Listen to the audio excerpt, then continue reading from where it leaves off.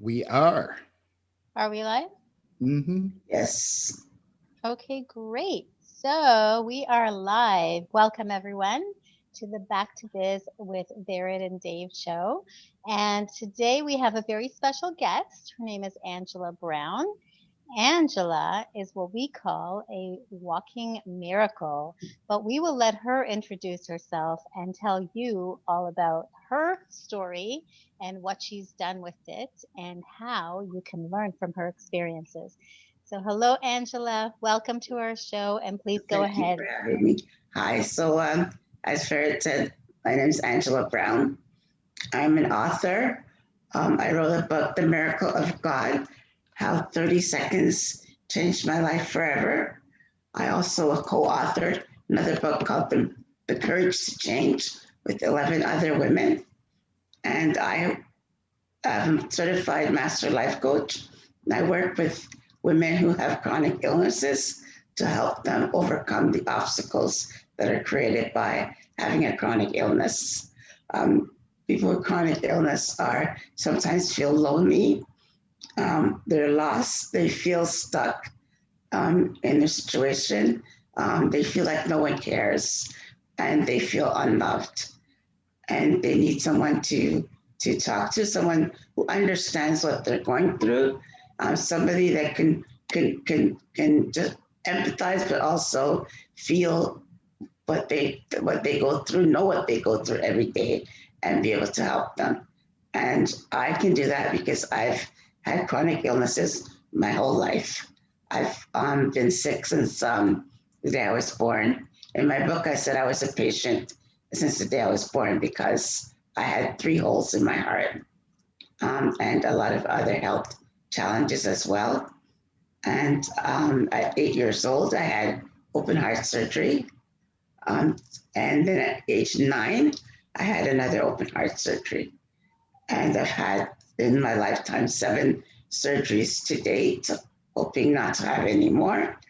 But I sometimes feel very lonely and stuck myself. Sometimes when you have a chronic illness, you don't know. From day to day, you can't plan because you don't know what's going to happen. For instance, this morning I woke up, I wasn't feeling well, but I decided that I wanted to continue to do this interview because I want to talk to people who know what I'm going through. I want to reach those women that are sitting at home right now and feeling stuck. And I can tell you that I'm a walking miracle, as Farid said, because I've gone through a lot of different things. I wasn't supposed to survive. Even the doctors told my mom that I wasn't going to survive. And I survived until 8 years old when I came to Canada from Jamaica. That's when I had my surgery, and the doctors told my mom that had I not come to Canada, I wouldn't have lived another 6 months. I was 38. I was 8 years old and I weighed 38 pounds.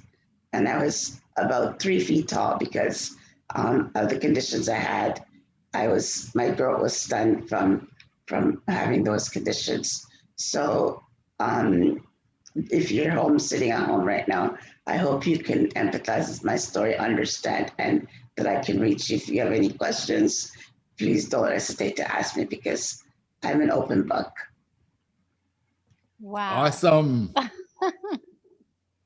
Unbelievable. Every time I hear you speak, every time I hear that story, I just get goosebumps. Because it's one thing to have gone through that, but it takes a really special and strong person to take all of that, persevere through it, do whatever they could to stay alive and fight to stay alive, but not just survive and exist, but rather thrive and empower other people. So it's such an amazing thing that you have been able to do. And we're so honored to have you here and to have you as part of our network and to be able to showcase your story, hopefully to inspire other people. So, Dave, do you have any questions or comments? Well, we're going to have a lot of questions. Yeah. So, so take me through your life in Jamaica and to the point where you get to Canada? So, first of all, I was born in the UK. At age 2 years old, my mom decided to go back to Jamaica. So we went to Jamaica, and she left myself and my older sister with my grandmother, as is common, so common in the West Indies. And she left and went to Canada. And my grandmother raised me up until 8 years old. Um, every time I got sick, my grandmother had to take me to the hospital. And even if I had like a slight cold, I would have to get an injection, which as a kid was just not pleasant.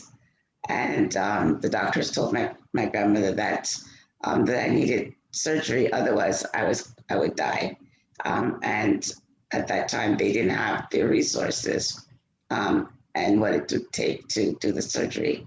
So my mom said, okay, and she sent for myself and my sister to come to Canada. Immediately that I came to Canada, my mom had already had the appointment booked at the hospital for sick children because they knew that it wasn't really any much time to waste.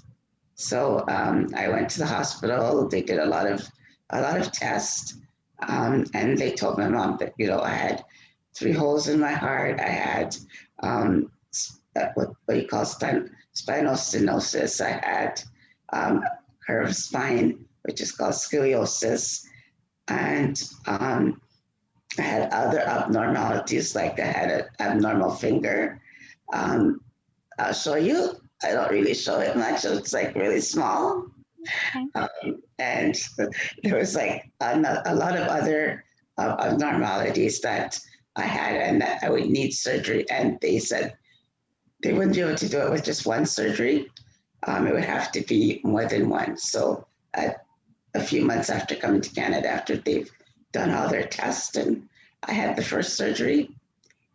And a year later, I had my second surgery. I did go to school. I went to school at the hospital because I was in the hospital for first time 2 months, and the second time even longer. So it was a shell shock coming to Canada. I mean, it was cold. There was snow. And we came in February, which is usually the coldest month of the year. So it was brutal. And after the surgeries, I couldn't go to school. So I had a nurse at home that would take care of me. And until I was able to go to school. And going to school was different too, because I was so small. And for the age that I was and the grade that I was in, people thought that I was in the wrong grade, and I would get bullied a lot because I was so small. I get things like, are you a dwarf? Shouldn't you be in kindergarten? Why are you in this grade? There was a lot of different things. My older sister, she protected me. She would fight for me if necessary, which would get her in a lot of trouble. So it was very hard. I have to say, I knew I was loved by like my family and my mom and this, but at school I wasn't so much loved. I didn't have any friends because I couldn't go outside for recess. So I had to spend my recesses in the library. I had my lunch in the library. I worked in the library. I thought that I was going to become a librarian because I spent so much time in the library. But I figured, but I read a lot too, and that's where I got, to really like reading because I was in the library a lot. And so that was coming forward a little bit. Then I had also had a hernia when I was born, which I also had to have surgery for that after the heart surgeries.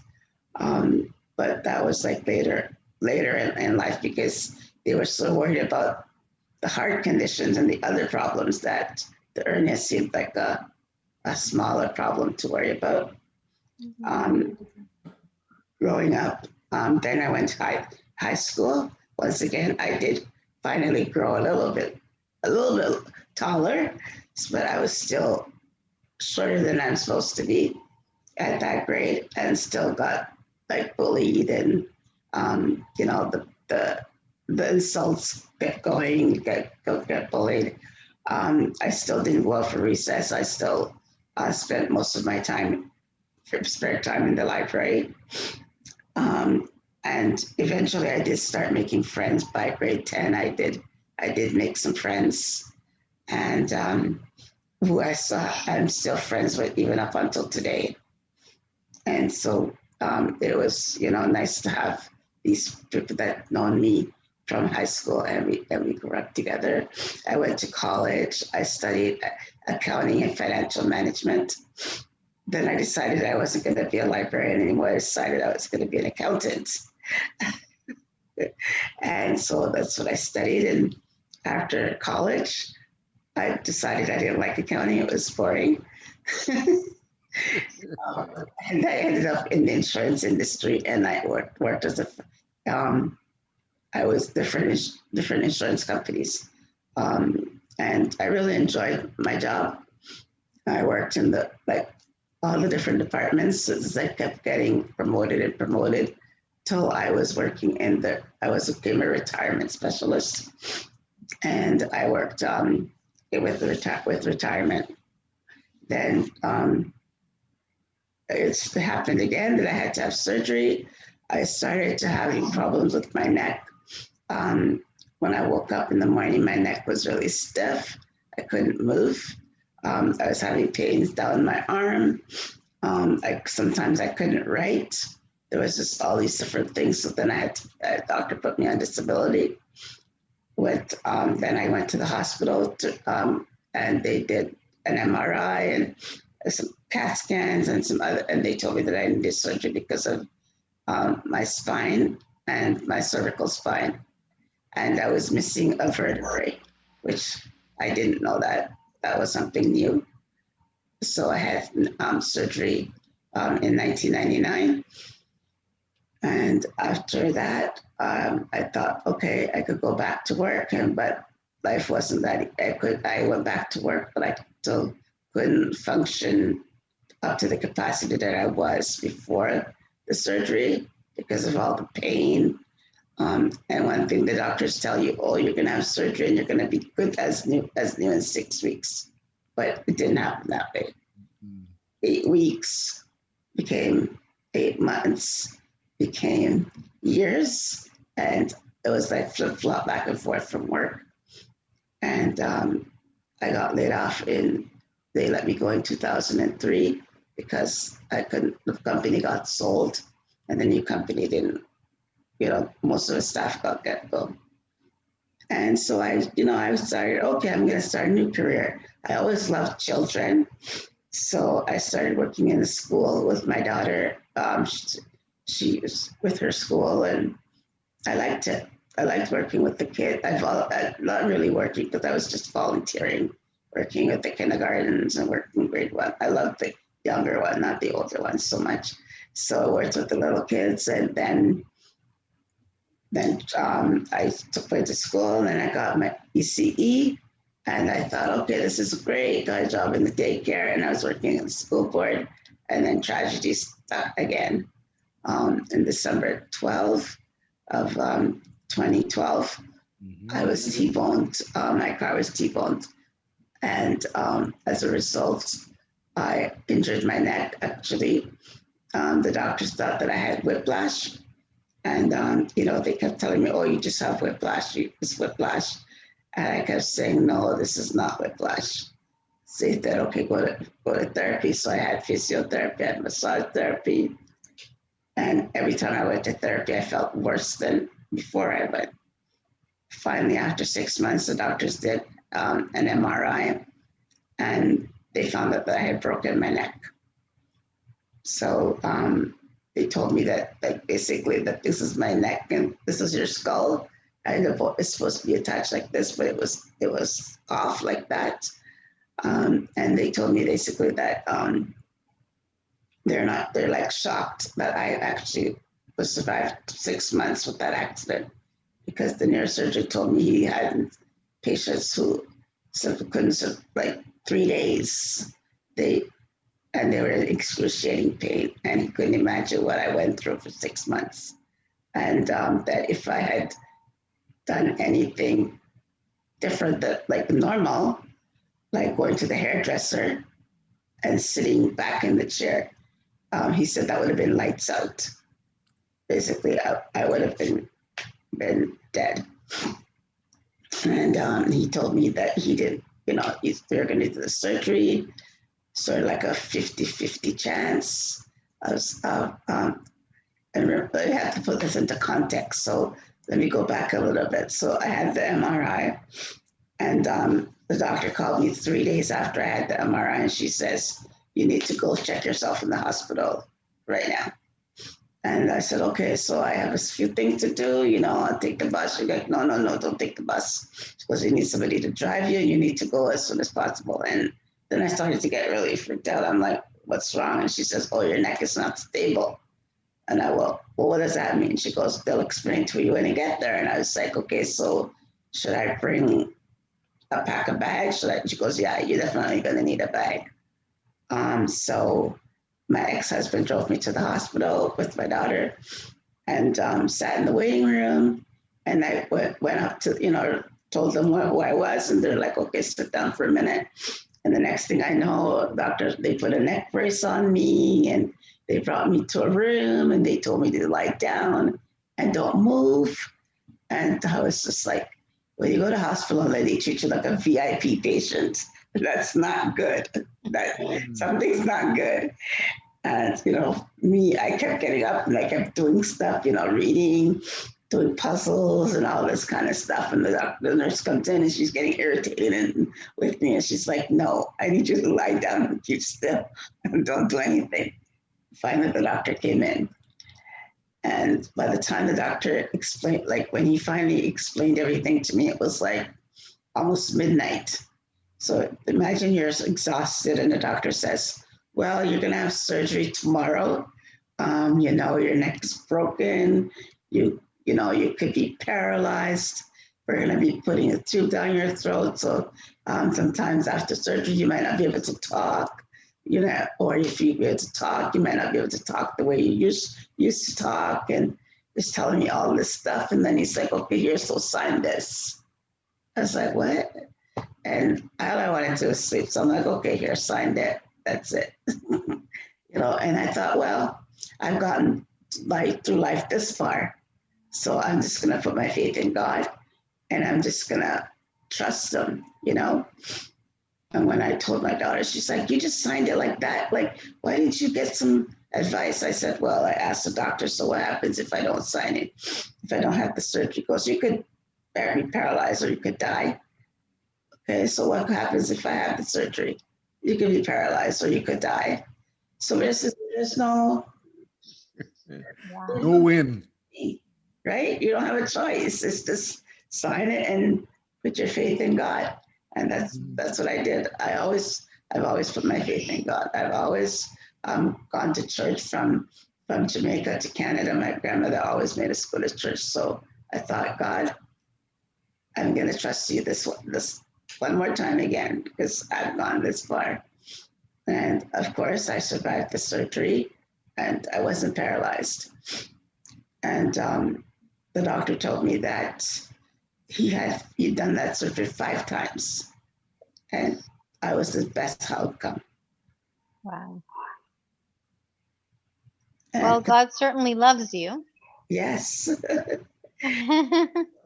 I've I don't know, cheated death, I guess, a few times. Yeah. And I'm still here.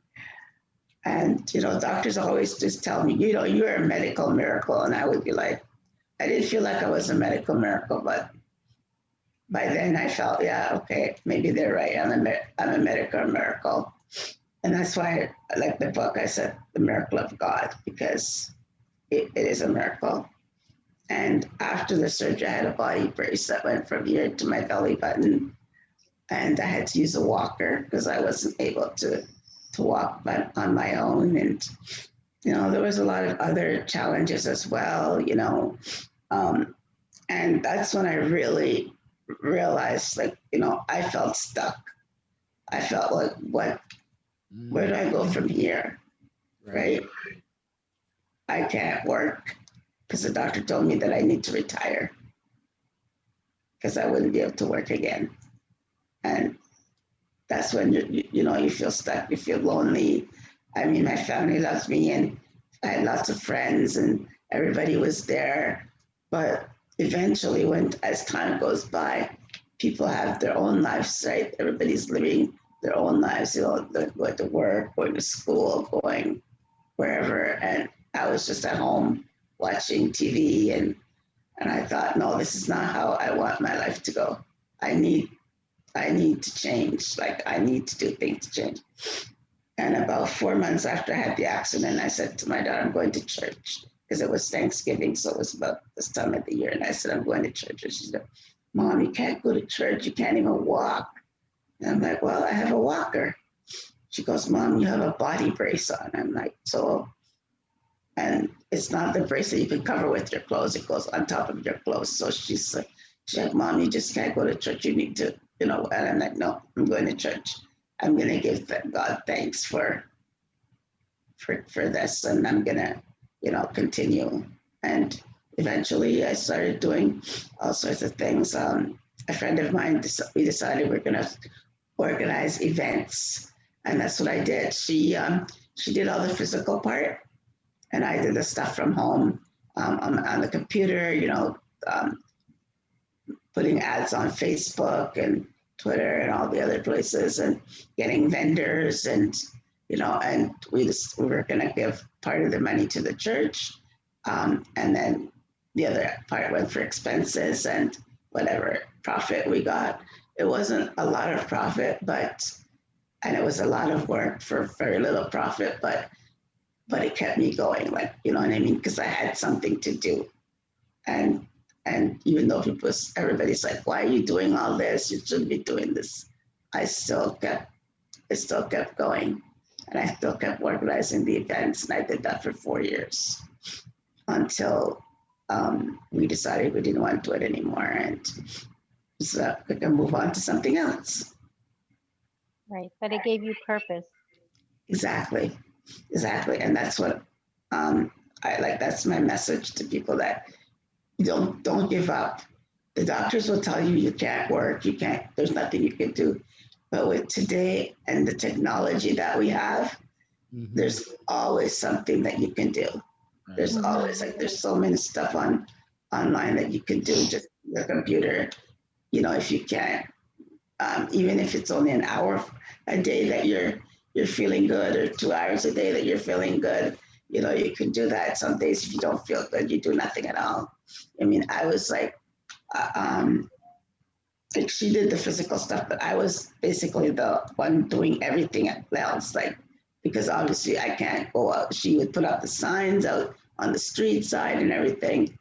And I would go to the events, meet all the vendors, because, I was interacting with them to email and, collecting their money. So I wanted to meet them, and I would go maybe stay for an hour or two, meet them and leave, come home if I needed to rest until, so there's always something you can do. There's always hope.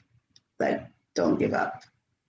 And I know now that I've decided to start coaching women that have chronic illnesses, I see on Instagram, there's so many people with chronic illness, men and women, and young people too, like 25, 20 years, they have it, and they're doing, everything they can, whether it's selling masks or, selling clothes or making jewelry or whatever it is, because they're young. They need to interact. Otherwise you basically just die if you just do nothing. So there's always hope. There's always something to do. As long as you have a purpose, you can keep going.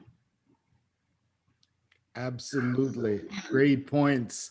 So that brings us to today. Now you are coaching women with chronic illness all over the place, and you're doing this mainly online. Is that right?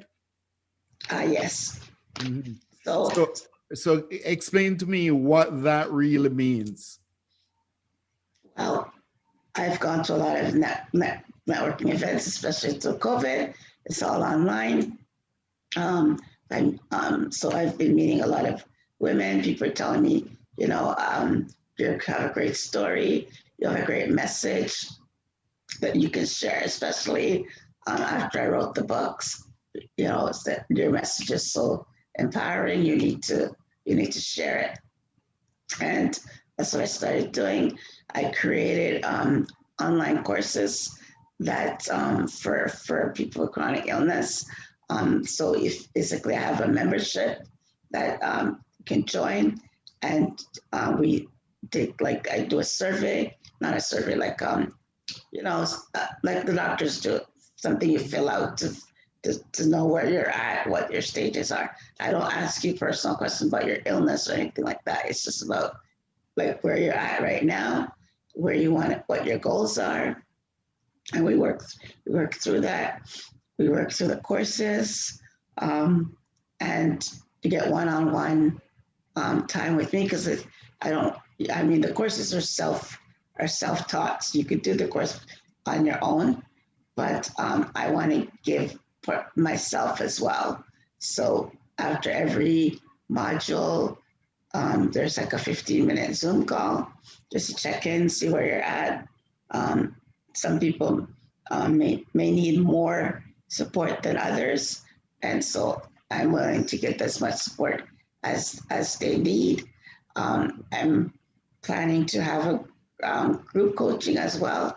Once probably in the new year, we'll have group coaching, and I'm also planning to have start a group for families of people with chronic illnesses. So because the families need a lot of support as well, and I think You're going big. I'm sorry. You're going big. I'm going big. Yes. and families are, I find people that are closest to you sometimes are the ones that don't understand what you're going through, like, because they just want you to be better. They don't want to see you as that you have a problem. And I know that firsthand. Like my family, go, oh, okay, just, keep going, just take a nap. So I say, I'm not feeling well, just go take a nap.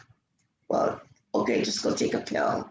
Well, unfortunately, taking a nap and taking a pill is just not, the pill's not, because there's no, like what I'm trying to say is, I know that I'll always have these illnesses, but it's a matter of managing them and taking a pill. Yes, I take medication because the medication helps me to keep going. And I sometimes need to take a nap because if I'm not feeling well, but that alone is not what's going to help me. And the families need to understand what you're going through and understand and be able to help you. And then also people see you and, you say you're sick and they're like, well, you don't look sick.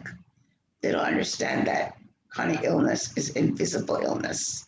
So you see me and I look good, but you don't know what's going on inside of me, right? So I think that having a support group for the families, that they can talk to each other and find out what each other, then be able to help each other as well.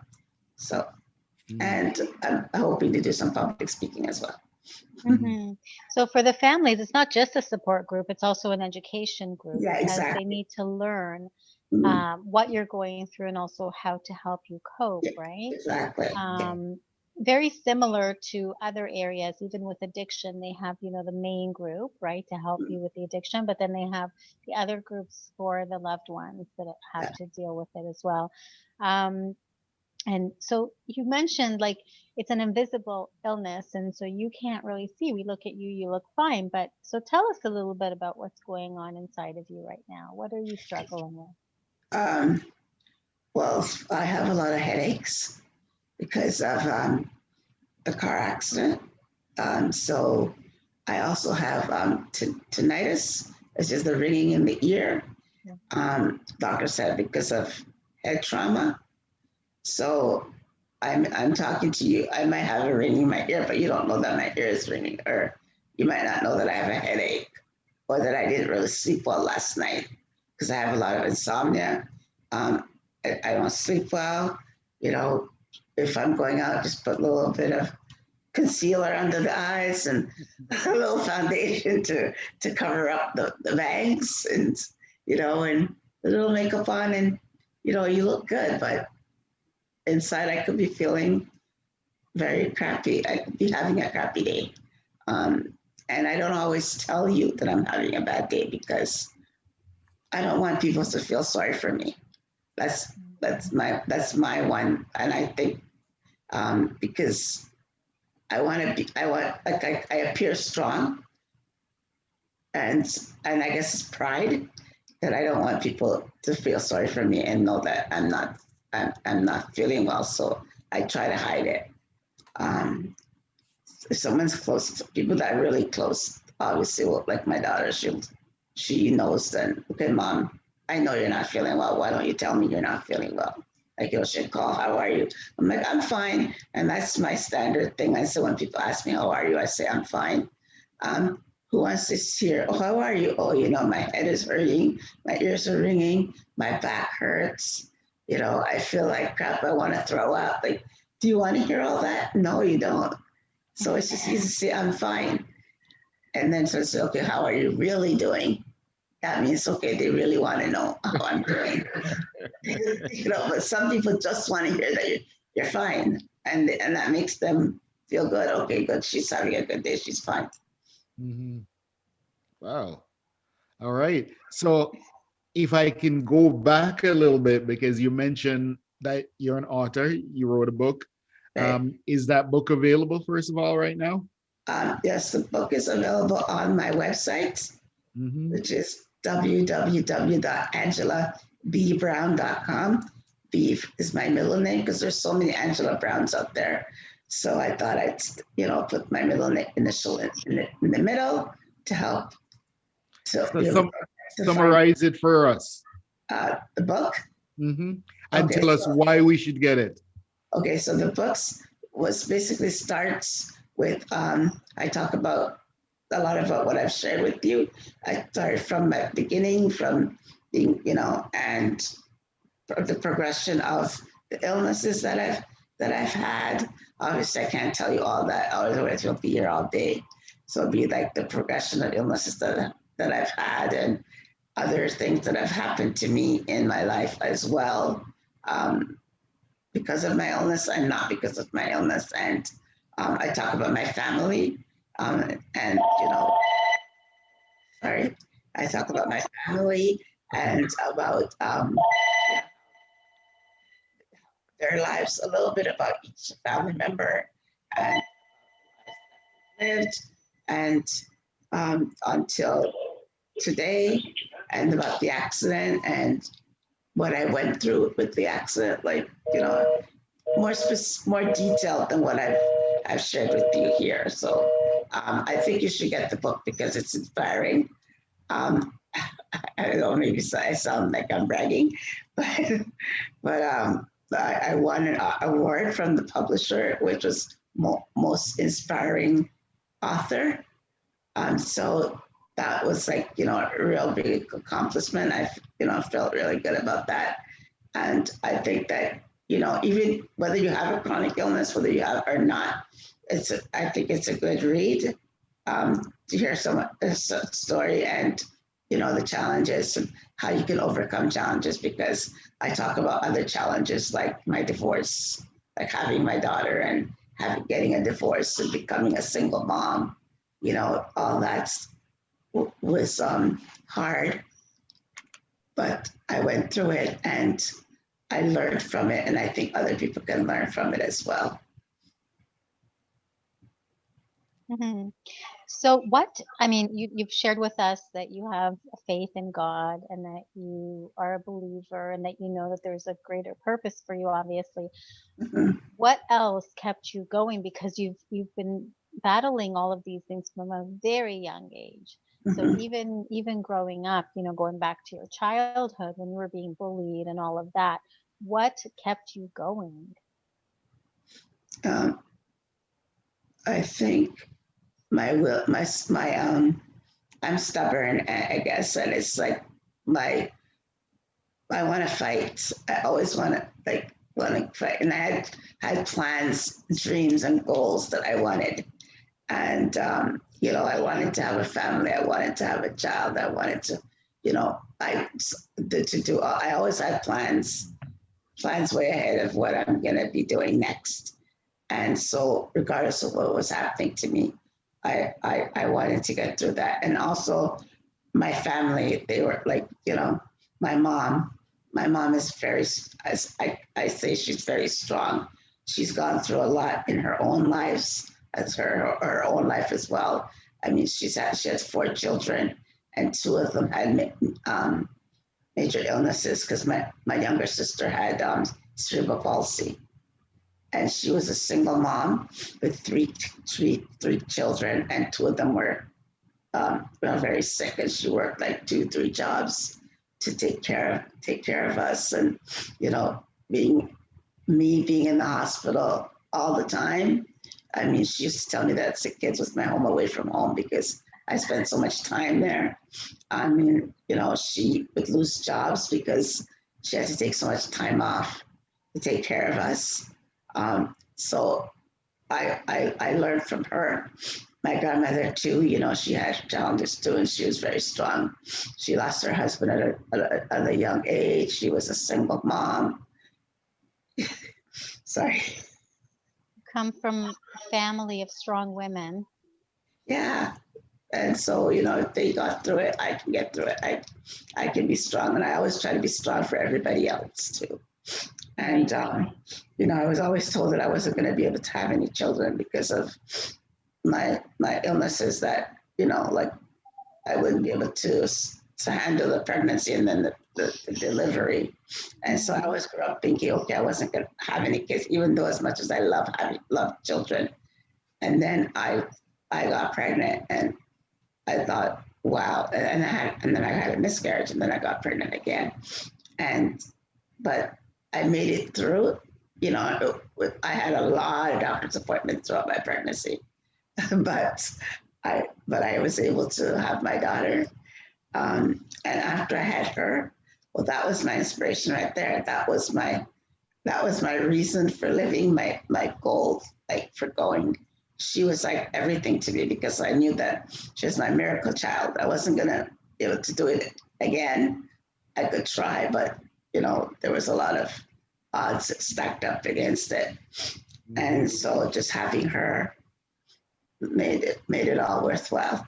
And Mm-hmm. I mean, I say, people ask me, who's your love of your life? And I'll say my daughter, like, she is the love of my life. She's everything. Well, we have a couple of messages here, a couple of comments from the viewers, and one of them is that you're a very strong woman, and the other one is that you're very inspiring, and we concur with both of those. As we say, we call you the walking miracle. Um, it's just amazing that you could have gone through all of that, and you had the choice whether to give up, whether to give in, whether to feel sorry for yourself and be part of that victim mentality crowd, or push through, persevere, do whatever it takes. You're a fighter, you're a survivor, you're a thriver, and now you're teaching other people how to do the same thing. So, again, another comment. What an awesome story. Thanks so much for sharing. And we really are so happy to have you on here. Can you just maybe share with us a little bit of like a strategy that you would give to somebody else who's also facing some sort of, chronic illness or other challenge that's almost crippling them? And what would you say to them? I think having a positive mindset is very good. One of the things in my course, the first I address is your mindset, because you have to want to keep going. You have to change your thinking and thinking positive. And I mean, sometimes it's hard to think positive. I'm not going to say that I don't have days when I'm like, oh my gosh, like I've had days when I said, God, why me? I asked him, why me? Like, why am I going through all this? Like, So why once I'm better of one thing, then something else happens. But so we all have those days when we feel sorry for ourselves and we have a pity party. But then we have to just put put that aside and keep going, and changing our mindset and having somebody to talk to and having a reason to keep going and having supportive people. That's what's going to keep you going. I was I met this guy at a networking event, and we had a one-on-one chat afterwards. And he was telling me, sorry, about his girlfriend, and that she was having all these, you know, pains and things that were happening to her, and the doctors don't know what's wrong with her. And they did, like, I think he said 5 MRIs, and they still can't figure it out. And he says, what do I do to help her? Like, I try to be there and I try to be supportive, but I don't understand. But I don't know what she's going through, but I try. And, he goes, and can you give me some, ideas? And I just said, you know what? Just be there for her. Just be supportive. Just do the best you can. I mean, you're not a doctor. You can't cure her pain, um, but you can show her that you love her. And as long as she knows that she's got that loving, supportive person beside her, that will give her the drive that she needs to keep going. And he said, "Oh, once she gets her diagnosis, can I connect with you again?" I'm like, "Sure, that's fine." I mean, I'm coaching women, but if he was reaching out to me asking for my help, I'm not going to say no. I said, "Sure, let me know what the diagnosis was, and if she needs, because after she gets the diagnosis, sometimes you feel that's when it's going to hit you, and the most, and it's having somebody to talk to that knows that's been there could help. So just be supportive." Right. Hmm.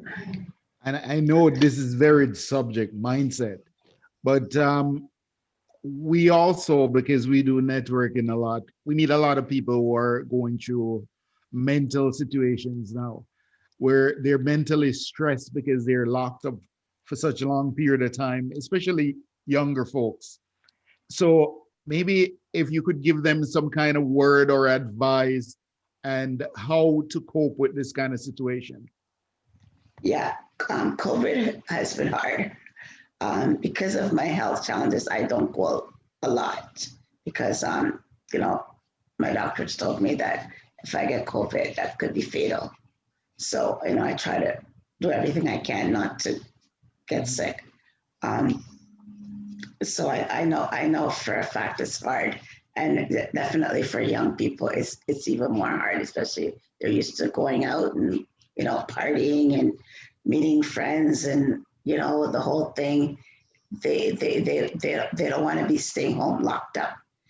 But what I told my daughter is, you know what? Even though we're having a hard time and this is a hard situation, that we're sacrificing this year. We sacrificed 2020 basically, um, because so we can look forward to other years. So that's what I keep telling myself. Okay, I'm sacrificing, you know, celebrating my birthday. I'm sacrificing going to Thanksgiving dinner. I may even have to sacrifice Christmas. But in the long run, I'll be here many more years to come. And that's my goal, is to survive now so that I'm not survive and thrive as much as I can so that I can be able to be here many more years later. And, you know, you're young now, but there's still a lot of time that you're going to have to go out with your friends and party and do all those things that you want to do. We just have to persevere. Remember, you're not in it alone because we're all going through it. The whole world is going through it. Some countries have it even worse than we're having it right now. So, you know, we just have to be positive and keep going. Hmm. Um, I have a two-part question for you. Sure. So you said that when you were younger, you were bullied because of your size. and also because you were a little bit different than them. And, so the questions are, number one, what advice would you give to kids who might be getting bullied now, whether it's online or in person, Mhm. in order to cope with that? And number two, what advice would you give to the parents who might be getting complaints that their kids are bullies? Because I know sometimes, no matter what we say to our kids, they're Mhm. still bullying. They're still doing their thing because kids are kids, right? We can't control Right, their every move, exactly. especially when we're not with them. Mhm. Like if we're with them and they're saying something, you can kind of give them a little nudge and say stop it. But if you're not there and you can't correct it and you can't stop it, what advice would you give them to try and give strategies to help them teach their kids about bullying and the reasons not to, and how the other person might be feeling Mhm. from both sides? Okay. So I would say if you're being bullied, you should tell somebody. Tell your teacher, tell your sibling, tell your parents, because a lot of times people are going through being bullied and they don't talk about it. They just keep it inside, especially cyberbullying. We didn't have that when I was growing up. It was like in your face verbal bullying. But now it's either, and it can even be worse with the cyberbullying. And a lot of kids don't tell their parents, they don't tell anybody. And that's why we hear that, oh, somebody's 10 years old and they committed suicide because they didn't have anybody to talk to. They didn't talk about it. They just kept it all inside. And then later, when they leave a letter or whatever, and the parents are like, "Oh, I didn't know my child was going through that." You know, they people, now you can be bullied because of your size, because of your color, because of your sexual preferences, like so many different things. Now it's even worse, the reasons, and it's sad. Being bullied is not fun. And as a bully, I think parents need to, it's like, you can't just tell your kids, okay, don't bully others. I think also too, it's education, and it's showing them what happens on the other side. So I like, somebody might be bullying me, but they don't know that I'm taking it like they're having fun. Oh, you're so little. Oh, you're a shrimp. Oh, you're a midget. You're a dwarf. All these things, even racial comments as well, right? But they don't know that how how hard that is to hear inside. So if parent, I don't know, somehow maybe role play, or get them set up. Well, what if somebody said this to you? How would it make you feel, right? So I think education on both sides, and being there for your kids. And I want to tell parents that, if just don't tell your kids to just toughen up, or just toughen up and accept the bullying. Like, oh, just don't be a wimp, don't cry, toughen up. Like, no, they need to be able to talk to you about it, to come to you, and for you to be able to help them, and even be what was I could say, be advocates for your children, right? Fight for your children, not physically, but like my mom, she fought for us no matter what happened, and my mom would physically fight for us if necessary. I know that. So, so the kids need to know that they have that's parent, that person that's gonna help them, and the bullies out there. Think about other people. Think about the person that you're bullying. Think about how they feel. It's not a good feeling. And parents, educate kids on both sides. Educate your bullies. Because if the teacher says your child is bullying, don't say, "Oh no, my child is not a bully. My child would never bully anybody." You know, educate them. Hmm. So educate, not protect, right? Yeah, exactly. Yeah. Yeah. So at what point would you tell them that, if they've gone to maybe the school board or anywhere else, maybe it's in the complex where they're living, and they've gone to the other parents and neighbors and complained and said, look, this has to stop. At what point would you say that they need to maybe call the authorities in order to protect their kids, or just even to give them that little reality check, that shock factor of having a police officer come and say, this is actually a crime. You can't be doing this. If you were Yeah. older, you could go to jail. Mhm. Because what happens with little bullies is they become big bullies. Big bullies. Yeah. And we've seen it in the workforce. I've seen it myself. I work with corporations and companies in order to not just mitigate and stop bullying, but also to correct behavior and to come in after the fact. Because as an employer, if you allow bullying in your workplace, you can actually get in a lot of legal trouble. Exactly. So at what point would you involve the authorities? I think if it's like okay, name calling, you might just talk to your child. But when it becomes like it escalates to physical bullying, or to where it's like threats, things like that. That's when you have to call the authorities. Like I heard a child who committed suicide because on the Facebook or whatever, they're saying, kill yourself. You're so ugly. You might as well just die. You might as well just kill yourself, and things like that. When it gets to like that, that's the time that, and hopefully not even get to that but that's when the cops have to come in, or something else has to be done. If it's at school, the school has to take action. The school board. I know that a lot of schools now, like, it's zero tolerance for bullying. You get suspended, or you get expelled if you bully others. So, I mean, if your child isn't telling you that they're being bullied, then you can't help. But if they're telling you, and your child is getting threats and being told to just, you're so ugly, kill yourself, like things like that, then it's time for more action.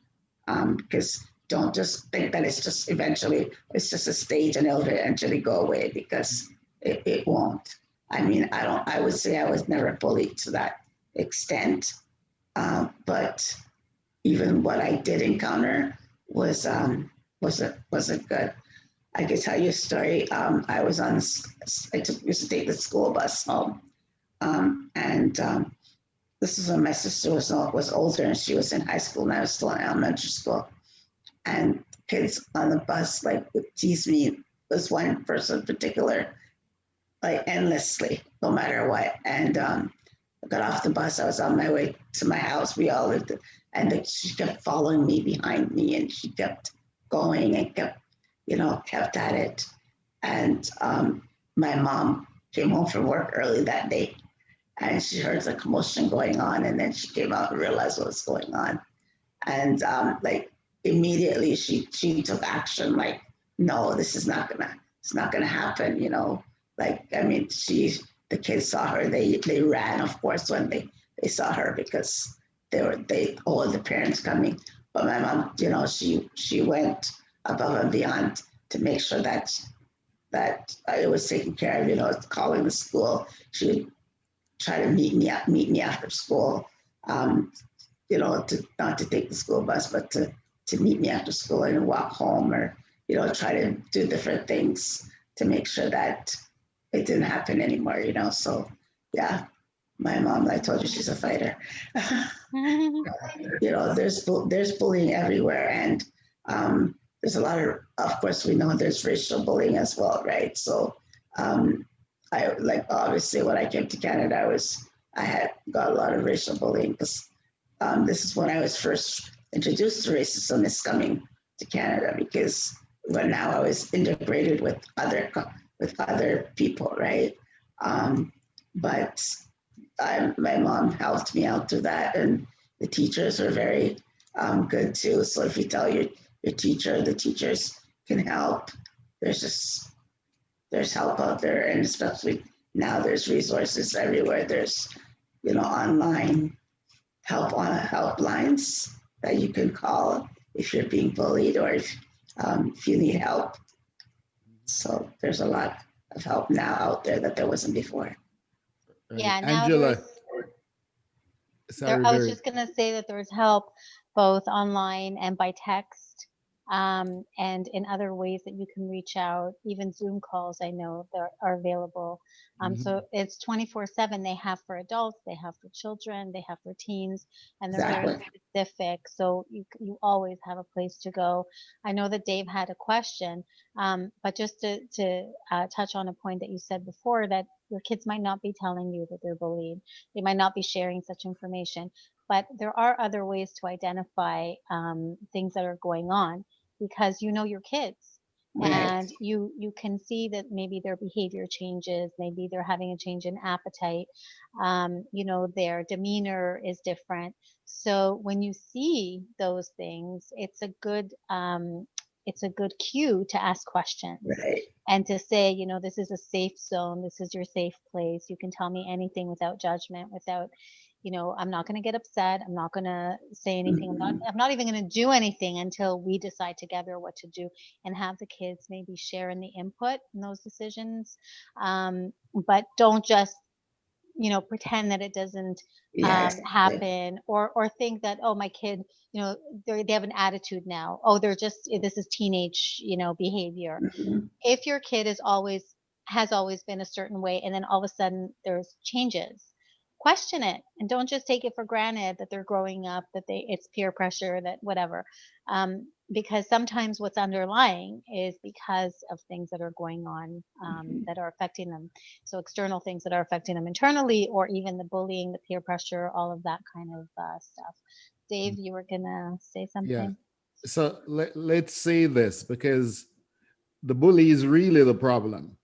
Mhm. So we have basically told our kids what to do as a result of getting bullying. And I know you mentioned earlier about role playing. Now, what advice would you give the bully so that that bully can stop being a bully? That's a good question. Um, I, I would say just think about other people. Like, um, it's not just about you and just about having fun. Like, we have to think about the consequences of your actions to other people. And, you know, I think the bully is when the person does something to themselves and then they realize, oh, really? I was just having fun. But maybe if your child, I guess it's also how they're raised too, right? They have to be raised to be empathetic to other people, to be understanding of other people. If you don't have empathy for others, then there's you'll continue to bully. It doesn't matter what's being said to you. It's just the way that child is. So I hate to blame it on the parents, but sometimes it's just how you were raised.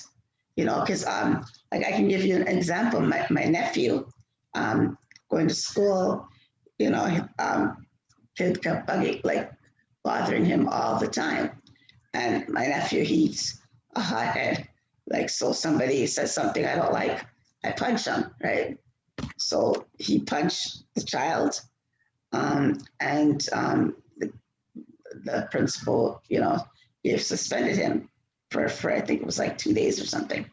Right. And but they never suspended the child who was bullying him, who's always bullying him, and said something.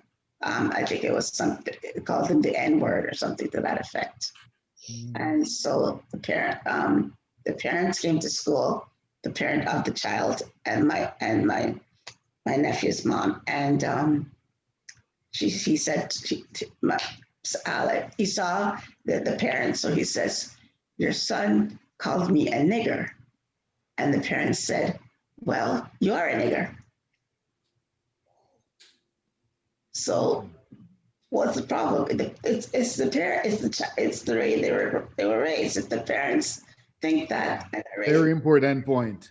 that Mm. you haven't taught your child that this is not acceptable to talk to somebody, and then you did it yourself. And then, of course, well, my niece got involved because she's a teacher, and she brought it to the attention of the school board. And then the child got suspended for 5 days.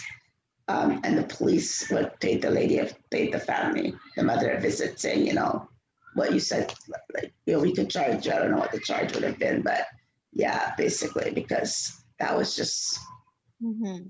wrong. And you're raising your child to be racist. Right. Hmm. And so you're basically telling your child that it's okay to be mean to other people. It's okay to have called racial, biases towards other nationalities, other people. So sometimes it's I'm sorry, but it's the parents. So it also depends on how the child grows up sometimes too. Yeah, sometimes, I mean, many times we say, the apple doesn't fall far from the tree, right? So we blame it on the parents. And that can be the case, but sometimes it's beyond that, right? So the Mhm. parents have been trying. Sometimes it's just a child and it's something that they're going through internally. So again, therapy works, education works. I know of some people that went to the extreme of actually taking their kids to a police station and showing Tough them love. the jail cells, you Yeah. know, and saying this is where people like with this behavior might end up. Mhm. And sometimes it's just a matter of taking them on the internet and showing them those horror stories about kids that have killed themselves, or kids that have harmed other kids because of it.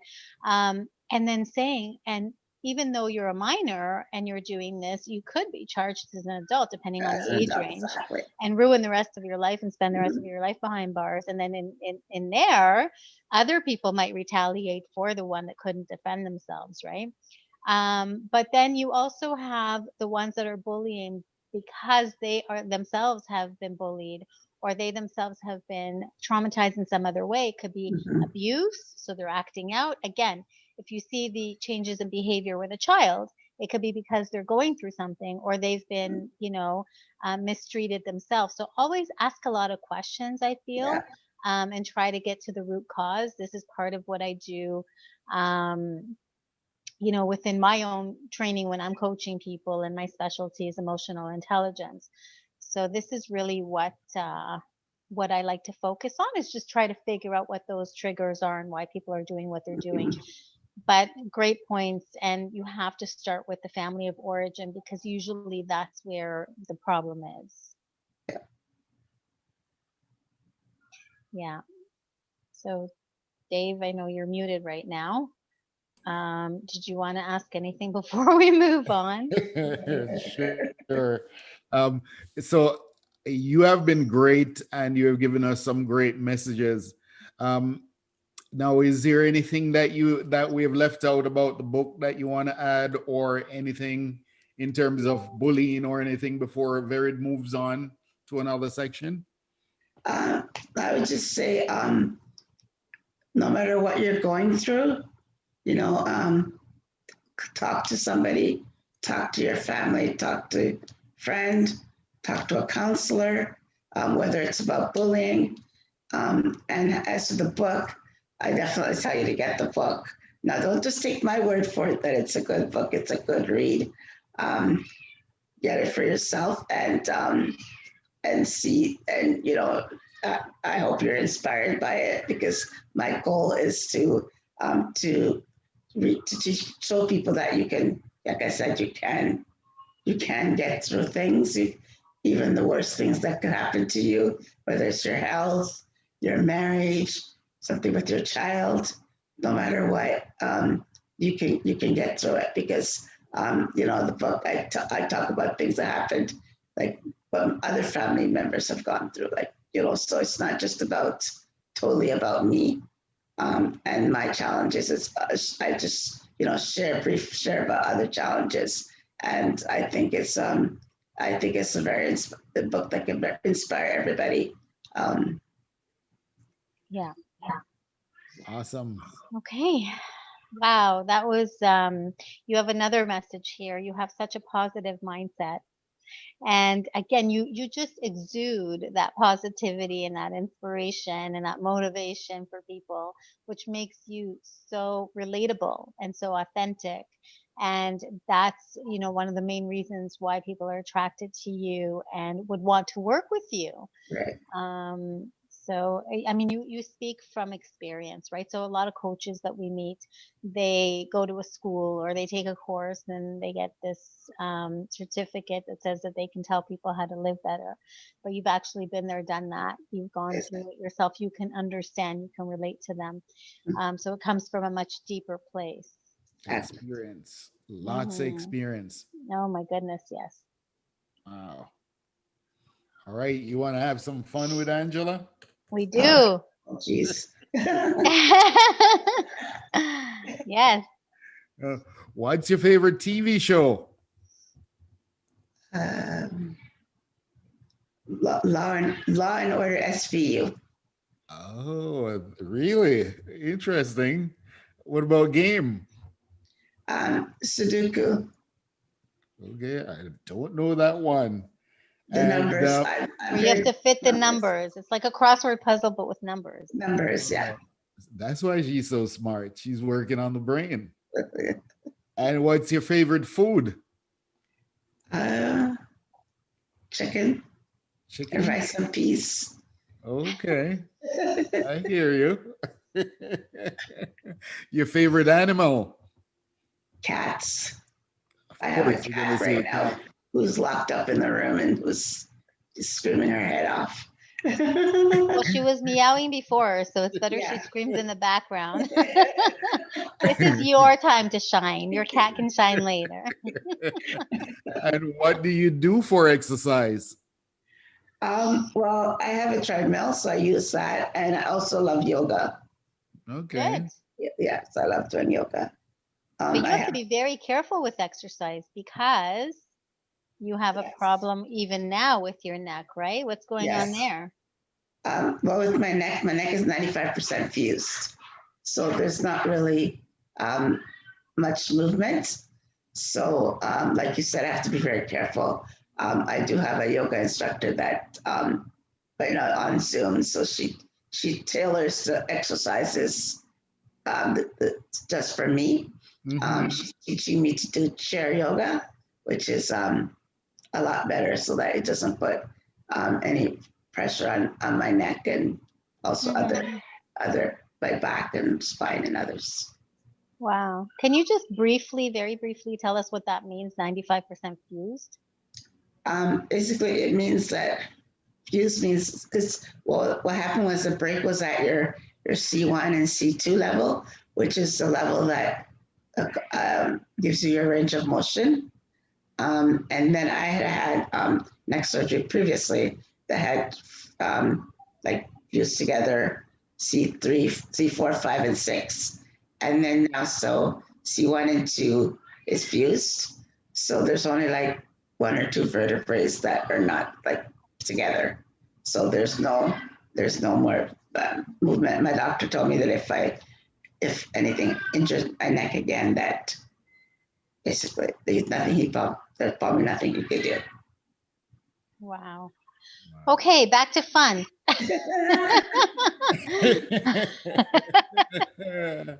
And what about friends? Do you keep them? Do you have them? I have friends. What's I pointed? My friend was on, but she got booted off, so I guess she's not on anymore. Um, Okay. yeah, she's my best friend. We've been friends since I was 18. Mm-hmm. So we've gone through everything together. We're roommates together. She's the godmother of my daughter. I'm the godmother of her son. Like, yeah, we're like best friends. And, my daughter is kind of like a friend now. The roles kind of switched where she's like more like the mother and I'm the child because she tells me what to do and what not to do. Love it. Yeah. And my church, I have a lot of friends from church as well. Of course, I haven't seen them in like 8 months because of COVID, but we've um, chatted on Zoom. So we keep the relationship going on Zoom. So, yeah, so I wouldn't say like I have a lot of close friends and friends that I've known for a very long time. Like I said, I have friends from high school, Mm-hmm. friends from college. So I like to keep my friends very close. Fantastic. I can hear. Is that your cat screaming? You can hear her, right? That is really, that She friend is sounds really taking angry. notes. She's scratching on the door. So what do you do with your friends? Well, before COVID, we'd go out for dinner. We'd, get together and have um, girl time. I don't have a lot of male friends, but yeah, we sort of had a lot of girl time together. Um, like go to the movies together. I'm not really a party person, so and there's no partying, but we have games night, like a lot of different things like that. So you Great. were a lot of fun, it sounds like. Me, yeah, it can be a lot of fun.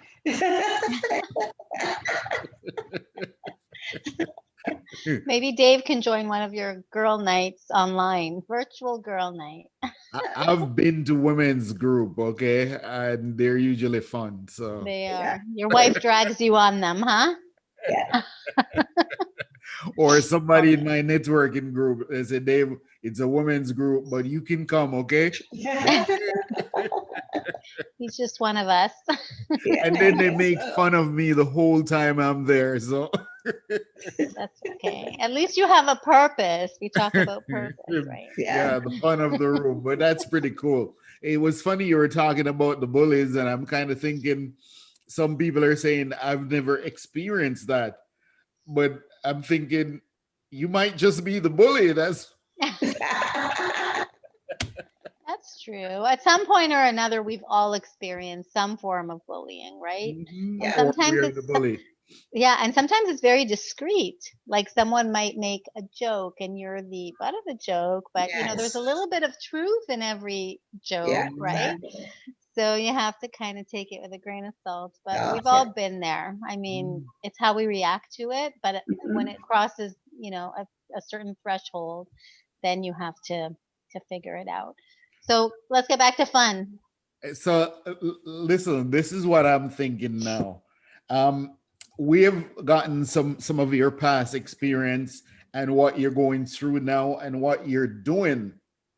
But Vered and I like to look on the future, Mhm. what's coming in the pipeline.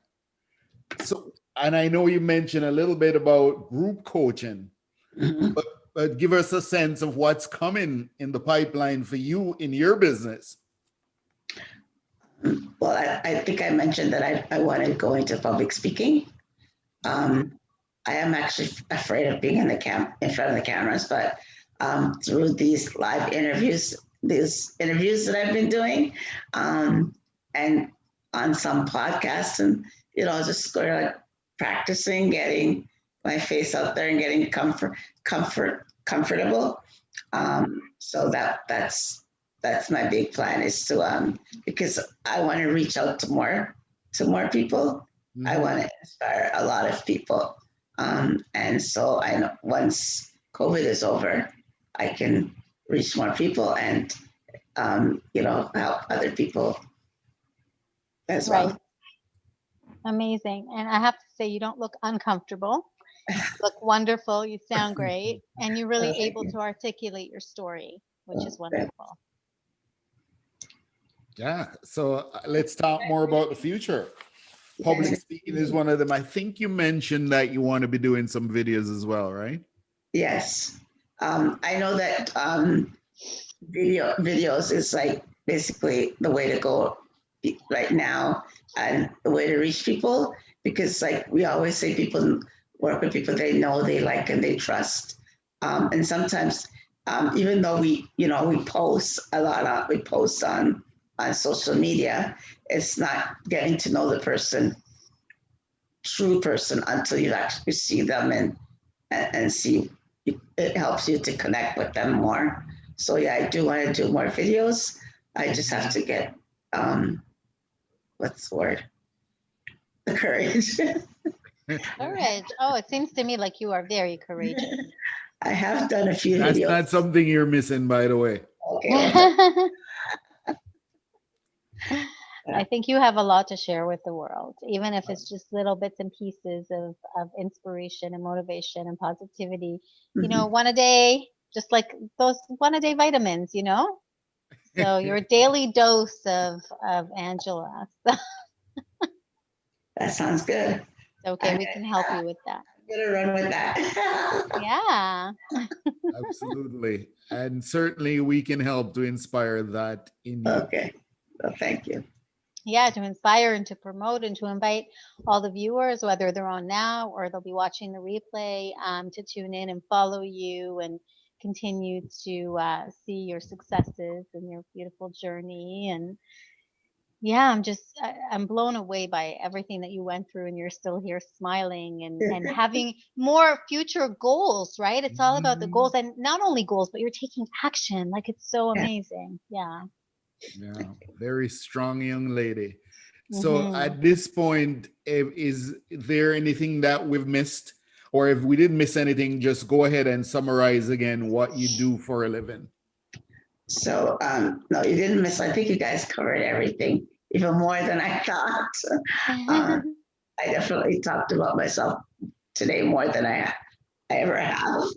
Mhm. Um, and yes, so my goal is to help women with chronic illnesses to overcome obstacles created by their illness.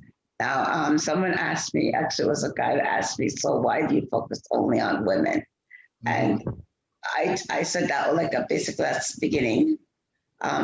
Eventually, I could, coach men as well.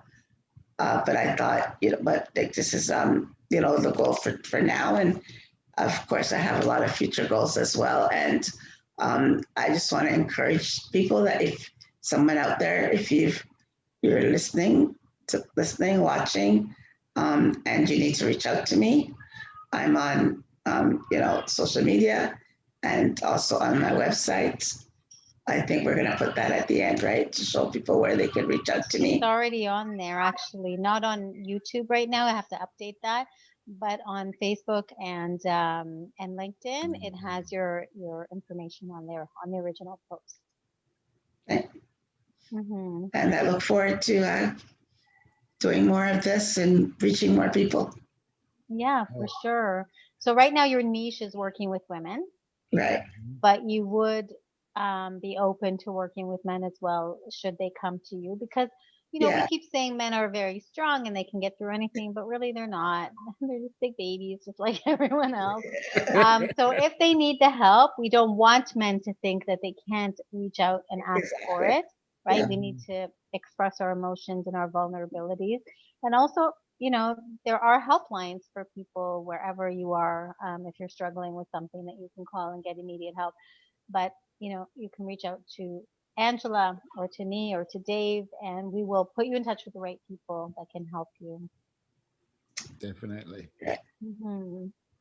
And certainly appreciate you coming on. Certainly appreciate your resilience that you have, because your message is a true inspiration, not just for others out there, but for us internally here as well. Yeah. Yeah. If somebody could go through everything that you have gone through and still come out swinging on the other side with goals and plans and everything else for the future, not just to live, but to really survive and thrive, there's no reason why anybody else couldn't do the same thing. And they might have challenges that are physical or emotional or mental blockers, Right.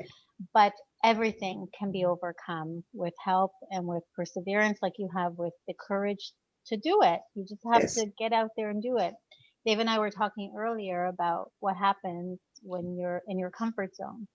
So I gave Mhm. the analogy of what happens when you're sitting on the couch and you wrap a blanket around you and you're super comfy. You fall asleep. And so when you're Right. comfortable in your life, you fall asleep and you're sleeping through life when everybody else is moving, Yeah. and you're left behind. So don't sleep Mhm. your way through life. That's another takeaway from here. Don't sleep your way through life. Get up, brush yourself off, take a Mhm. shower, pour cold water, whatever you have to do, and just get on with it.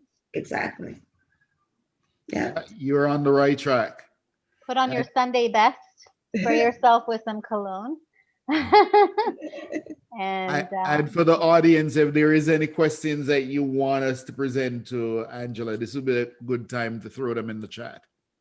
Yeah, you can put them in the chat, or if you're watching the replay, still put them in the chat, and we will respond. Angela is tagged on everything, so she can weigh in after the fact. We can also forward those to her, and if you have a survival or success story that you want to share to inspire other people, please put it in the chat as well, or send it to Good us point. privately. You can do Mm-hmm. it anonymously. We'd love to share it with other people to continue, sort of like, paying it forward, giving back.